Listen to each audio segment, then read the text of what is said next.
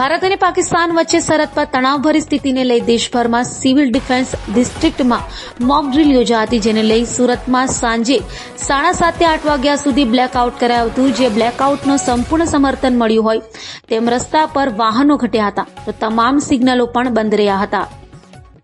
જમ્મુ કાશ્મીરના પહેલગામ આતંકી હુમલાની ઘટના બાદ પાકિસ્તાન સરહદ પર તણાવભરી સ્થિતિ સર્જાઈ છે. પાકિસ્તાન તરફથી સતત સીઝફાયરનું ઉલ્લંઘન કરાઈ રહ્યું છે, ત્યારે દેશના સિવિલ ડિફેન્સ ડિસ્ટ્રિક્ટમાં બુધવાર 7 મેના રોજ મોકડ્રીલનું આયોજન કરાયું હતું, જેમાં બપોરે 4 વાગ્યે સાયરન વગાડવામાં આવ્યા બાદ મોકડ્રીલ યોજાઈ હતી. તો સાંજે 7:30 વાગતા જ અડધો કલાક માટે 8 વાગ્યા સુધી બ્લેકઆઉટ કરવામાં આવ્યું હતું.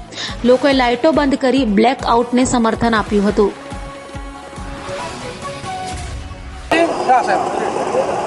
આપ લોગ જાણો છો તેમ સરકાર શ્રી દ્વારા ઓપરેશન અભ્યાસ કરીને એક ડ્રીલનું આયોજન કરવામાં આવેલું છે, જેની અંદર ગુજરાતની અંદર જુદા જુદા જે સિટી સિલેક્ટ કરેલા છે તેમાં એક મોક ડ્રીલનું આયોજન કરવામાં આવેલું હતું, જેમાં સાંજે 4 વાગ્યાથી લઈને 8 વાગ્યા સુધી આ મોક ડ્રીલનું આયોજન કરવામાં આવેલું હતું.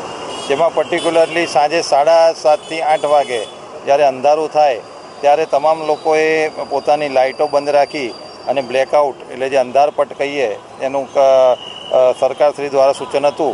તો આપ જોઈ રહ્યા છો તે મુજબ અત્યારે ભાગળ ખાતે અહીંયા પોલીસનો ફોર્સ હાજર છે અને સુરતની જનતાએ આ જે બ્લેકઆઉટનો જે મોક ડ્રીલ આપ્યું છે તેમાં પૂર્ણ સહકાર આપી બધા જ લોકોએ લાઇટો બંધ રાખેલી છે અને આ અંધારપટ દરમિયાન કોઈ પણ લો એન્ડ ઓર્ડરનો ઇસ્યુ ઊભો ના થાય તે માટે સુરત શહેરની પોલીસ અત્યારે ભાગળ ખાતે હાજર છે, જેમાં પીસીબી, ડીસીબી આવા અલગ અલગ જે બ્રાન્ચો સહિત પોલીસ તમામ હાજર છે. આપ જોઈ રહ્યા છો તે પ્રમાણે ટ્રાફિક સંપૂર્ણપણે શાંતિપૂર્ણ ચાલી રહ્યો છે અને છતાં અંધારપટ પ્રોપરલી ઇમ્પ્લિમેન્ટ થયેલો છે.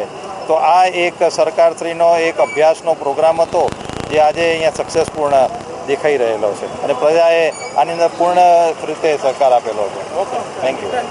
હા, ગુજરાતમાં અલગ અલગ જગ્યા પર જે રીતનો બ્લેકઆઉટનો સમય છે, અહીંયા સુરતનો 7:30 થી 8નો સમય છે અને જે રીતનું બ્લેકઆઉટ આપ જોઈ રહ્યા છો એકદમ બધું અંધારપટ છે.